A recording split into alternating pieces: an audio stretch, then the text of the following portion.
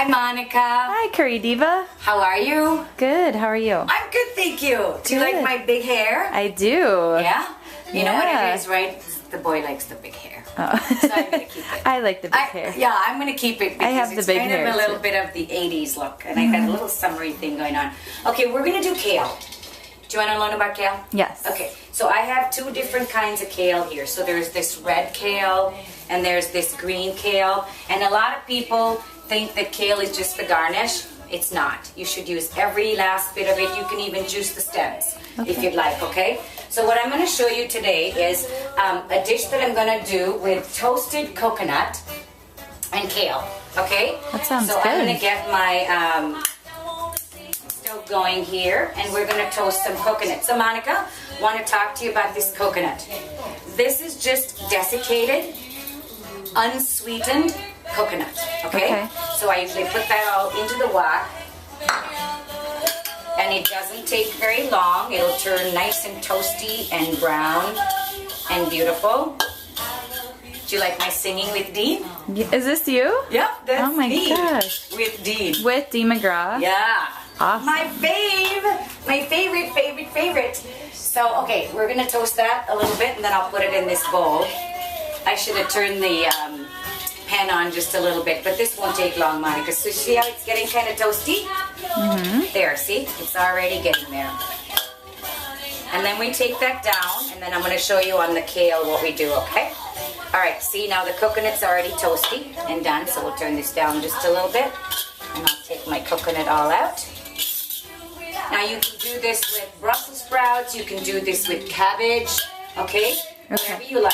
That coconut smells so good. I know, doesn't it smell like someone's baking a cake? It kind of does. It makes you just want to eat it. Okay, so we're going to use, I'm going to turn that down just a minute, Monica, till I show you with the kale what we're doing here, okay?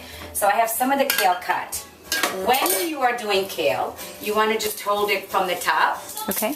Peel back, right? Hold that all together, squeeze it in your hand like that, and chop. So you can chop it as skinny as you like. Now, do you know why kale needs to be chopped and not put in a food processor? Why? Well, because if you put kale in a food processor, immediately it gets bitter.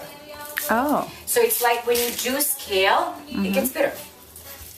But for some reason, if you chop it, it works out really well. So here's kale, very, very thinly chopped.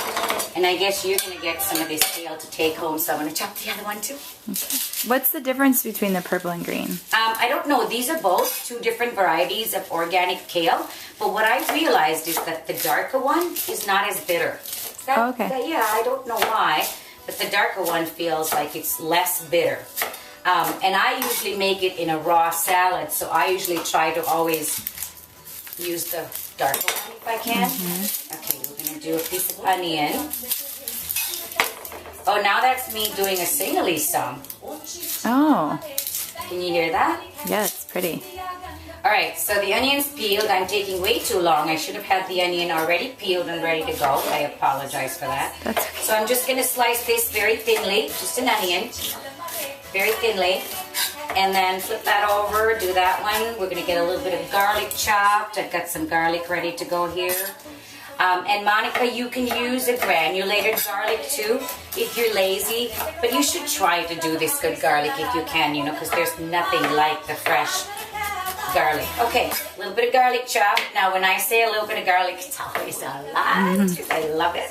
That sounds good to me. Freak. What's that? That sounds good to me. I love I know, garlic. I love it. So, okay, pan still on. What were you going to say, Monica? Do you get your garlic from the farmer's market? Yep, I got some really good ones from the farmer's market. And Bruce gave me some from the garden farm? The garden farm, yeah. Oh. So, all right, some olive oil goes in there. Remember, you can't get the pan really, really hot when you're doing olive oil. This is a cooking olive oil, though, so it's okay if it actually cooks a little bit and gets a little steam in there. Okay. Okay, so into that, I'm just going to put the garlic. Let that brown a minute. Put the onions in there. Let that brown a minute. Okay. Now, of course, we're going into my favorite in the whole world, fresh curry leaves. You can bruise them and put them in there, or you can just cut them if you'd like. Sometimes I take a scissors and I cut them because I want people to eat the curry leaves. Now, if you don't have curry leaves and you're panicking about it, well then use like basil or mint or something that you like, okay? Okay. So we get that nice and toasty brown. It smells so good. Doesn't it smell good? Yummy. So, all right, can you see in there, Monica? You doing all right? Yep. Okay. So now I'm going to use a little bit of the curry.diva blend in there. So that's just my curry powder. If you don't have that, equal portions of coriander and cumin, okay? Okay. So about like so much. Now, I'm going to put a little bit of fresh turmeric. I want to talk to you about that as well. I do have fresh turmeric here. So you don't need to peel it. You don't need to do any of that. If you want to throw in fresh turmeric, you certainly can. Isn't that beautiful? It's so pretty. So let's just put a teeny bit in there so you get an idea of what I'm talking about, Monica. So put a tiny bit of that in there so you can taste it. And you can chop it as fine as you like. Your fingers are going to get yellow. All right? All right. It's worth it. Yes, it's so worth it. And then I'm also going to cut a little bit of the regular turmeric.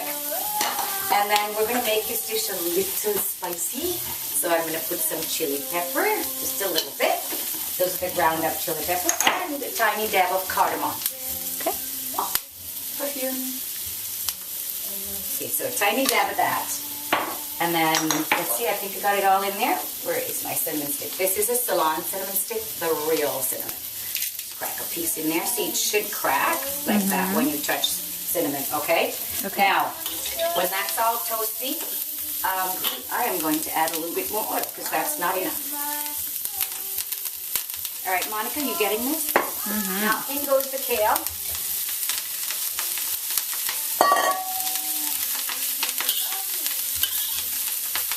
Toss it.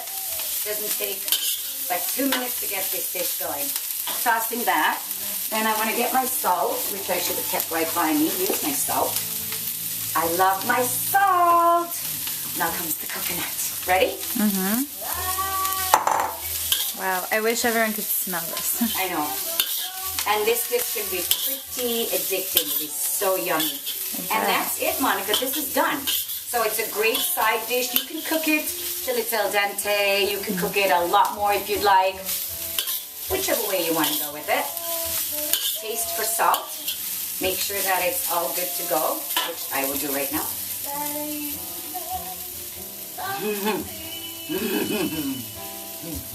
Yummy. Yummy. That looks awesome. One of the things that I do with this is I cool it off. And in the summertime, you can do it as a cold salad. Okay. Okay. And then this roll, as always. Did I tell you what I was going to do with my spices? I'm getting ready to package them and get it on the market. Oh, good. Yep. I'm gonna There's do the so many curry-diva people that blend. ask. I know. I'm going to do that.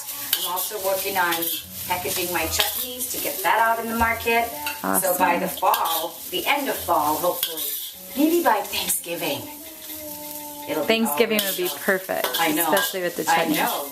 And then you'll have all these side dishes to go with it. I'm also doing packages of like lentils and rice. So all you have to do, Monica, is go home and add your water.